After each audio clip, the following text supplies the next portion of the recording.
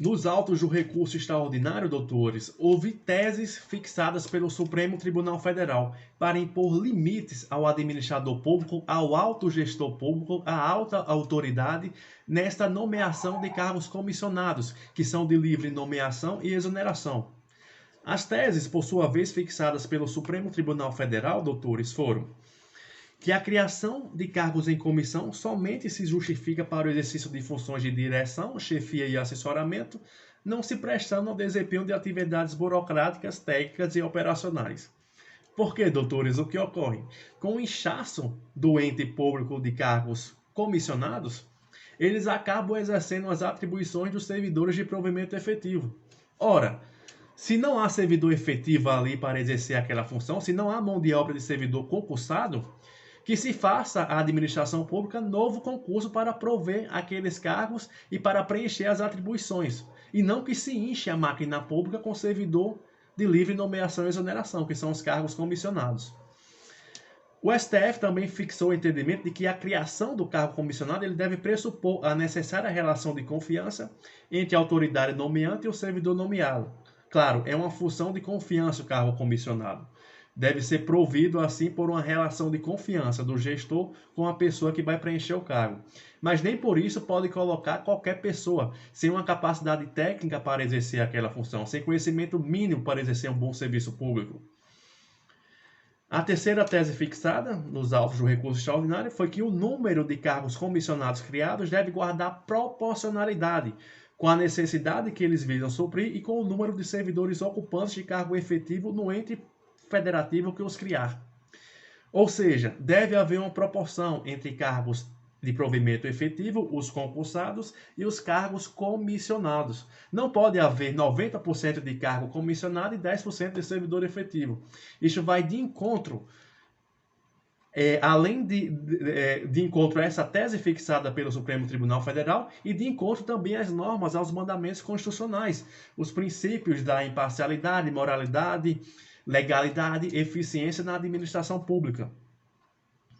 Além disso, a última tese fixada nos autos desse recurso extraordinário foi que as atribuições dos cargos em comissão devem estar descritas de forma clara e objetiva na própria lei que o instituiu. Ora, doutores, muitas vezes em muitos entes públicos não há nem lei instituindo o cargo de provimento comissionado. O administrador público lá cria um nome, uma denominação e nomeia quem ele quer. E muitas vezes, embora tendo lei, os entes eles escondem dos órgãos fiscalizadores, como o Tribunal de Contas e Ministério Público, o verdadeiro número de cargos comissionados ali no ente público. Dessa feita, doutores, cabe também aqui mencionar que, além dos cargos comissionados, muitas vezes o que viola o concurso público são também os agentes públicos terceirizados, que fazem também funções técnicas, burocráticas, operacionais que deveriam ser de servidor efetivo. Como também aqui cabe um adendo, as contratações temporárias por excepcional interesse público. Muitas vezes são ad eterno na administração pública para manter ali aquele vínculo de pessoas que são favoráveis ao alto administrador público.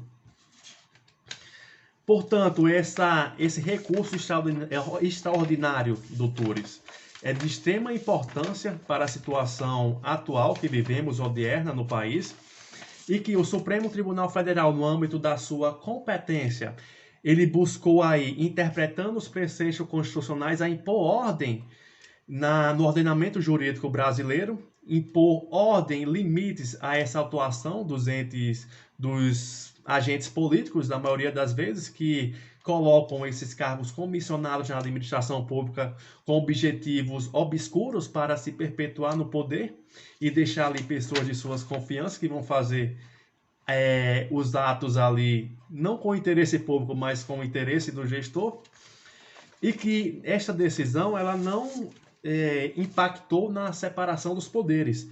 Houve aí autonomia, independência, harmonia entre os poderes, e o Supremo Tribunal Federal ele não legislou, porque aqui deveria ocorrer o quê? No próprio texto constitucional deveria haver essa limitação, esta proporção de cargos comissionados e efetivos na administração, bem como de que eles deveriam ser providos por pessoas com capacidade técnica para exercer a função pública.